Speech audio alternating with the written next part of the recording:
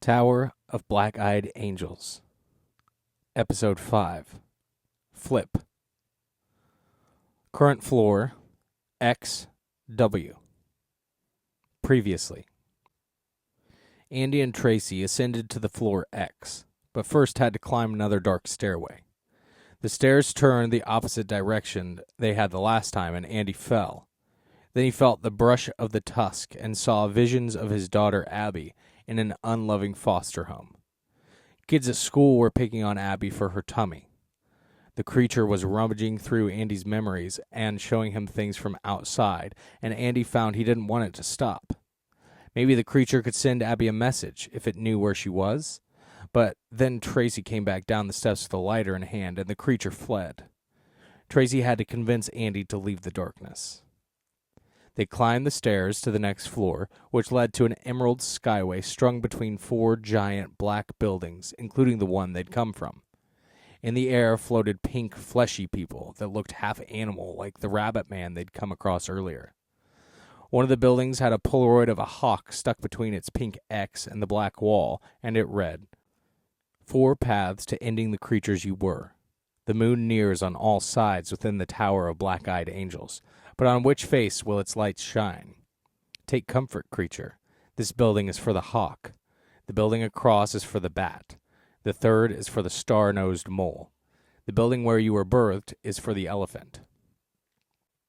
Tracy, give me another cigarette. That's the speed talking, baby boy. You just had one. Give me a cigarette, Tracy. Bitch, do you see a fucking Arab selling swishes and 40s somewhere? Because if you do, please include a bitch. My head didn't itch, but I rubbed fingers along my scalp back and forth until it hurt. They're so big, so fucking big, I said, lips tightening into a thin line as I thought of Abby in the foster home. I touched the cold black marble of the building with a fist. I smelled the smoke before I saw Tracy's hand hovering below my head with the Newport. Thanks, I said. That's all right, she said, but just remember, got 15 left after that one. The smoke felt good in my speed-tightened lungs. I wanted paper and pen so I could work out my thoughts about the 4 buildings. Which one? I said, blowing out smoke, watching tendrils of it twist around a fleshy that looked a bit like a toad.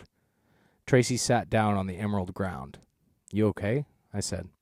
Just fucking lightheaded, she said, crossing her red chucks over each other. She brought her shirt up to her nose, which was dripping blood again. Shit hurts. Even with all that dope? I said. She cocked her head like, are you fucking kidding me? Honey, I'm a shooter. Shit's like aspirin for me.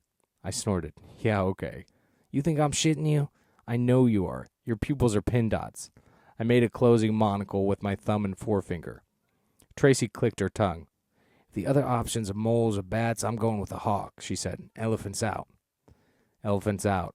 I nodded, facing the hawk building, then turning the Polaroid over to read it again.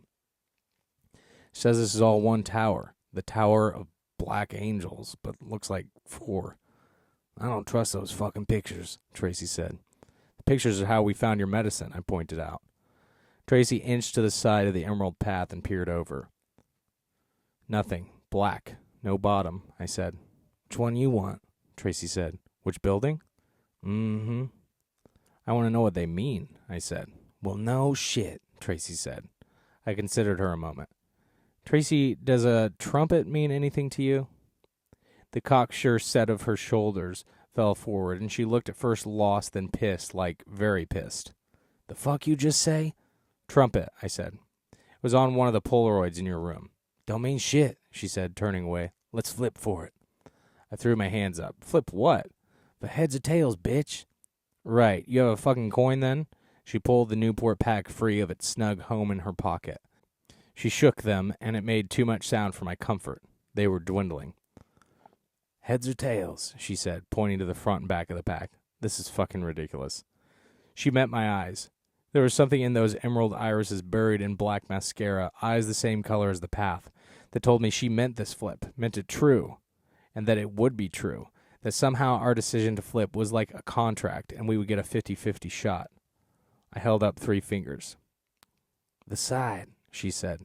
You know how unlikely it is for it to land on the side? I said. I do, she said. There was a chilling quiet to her voice. She still wouldn't let up with her eyes. She beat me with them. Okay, I said. Jesus, this is crazy. It is, she agreed, tapping the front of the pack. Hawk. She tapped the back. Bat. The side. Star-nosed mole. Don't fuck up and drop them, I said. Why don't you come a little closer? She didn't, throwing the pack up, holding my eyes as it spun in the air. The 4 black buildings seemed to lean in like invested participants, the fleshies floating with the Polaroids like spectators to the gamble. The pack landed on the path with a cardboard click and snare roll of the cigs inside, on its bottom side, one of the sides we hadn't accounted for. Oh, for fuck's... Tracy cut the air with a hand, shutting me up, then standing very still with both hands in front of her. The pack stood like that too long, then fell forward, flat on its face. The back faced up. That's the bat, then, I said. Tracy turned to look at the looming building directly across the way. Sure the fuck is, she said. Don't like rabbits, sure as fuck don't like bats. You think that's what it means? I said. You got a better guess? I thought of tusks, then shook my head. Come on, white boy, she said, but she was smiling. She picked up the Newports, shoved them back in her pocket. The path was almost a mile to the middle by my guess. There at the crossing of the Emerald X was the loneliest, surrounded on all sides. I wondered what was in the indigo mist we breathed in. Tracy jumped and plucked one of the Polaroids floating in the air, one of the Polaroids far from any fleshies, studied it, then tossed it over her shoulder, hitting me in the stomach. It was a picture of a woman with strawberry blonde curls, the same kind of tumbling embers that my wife Shelley had passed on to Abby, but the woman was neither of them. Not quite. She looked like somewhere between them in age and in features. I stopped, and it took a few moments before Tracy realized I wasn't following.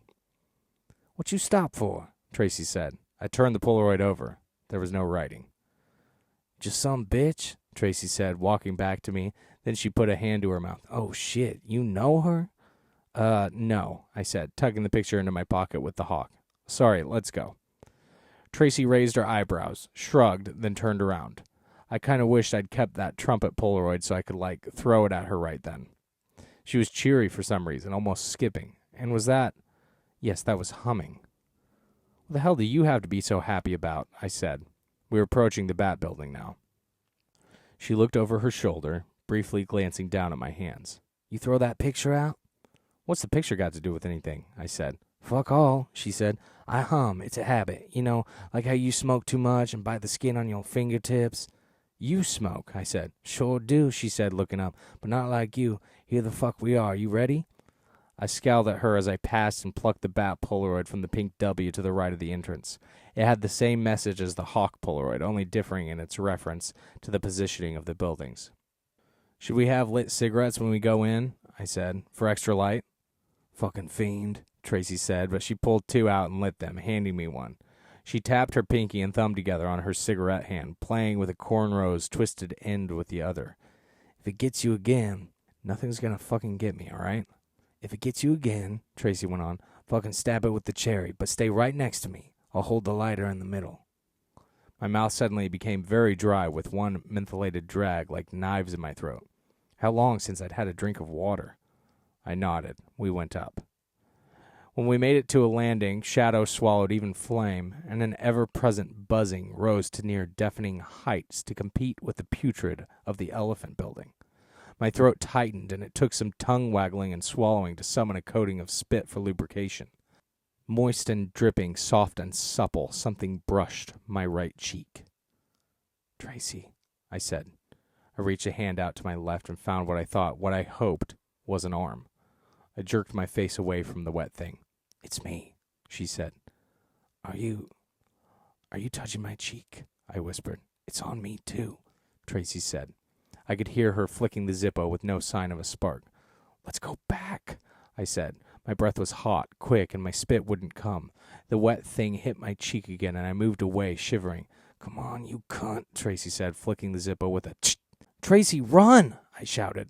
The light, Andy. Fuck that. The steps were this way, back this way. We'll go to a different building. The brush of tusk, like tickles of a soft mother's hand down my back, and the nipple on my cheek. In the periphery of my awareness, I knew it to be true, though I could not see. My stabbing throat grew unbearable as the buzzing dried us out, and we lay down holding hands like twins at mother's breasts. We forgot our names, we so thirsted.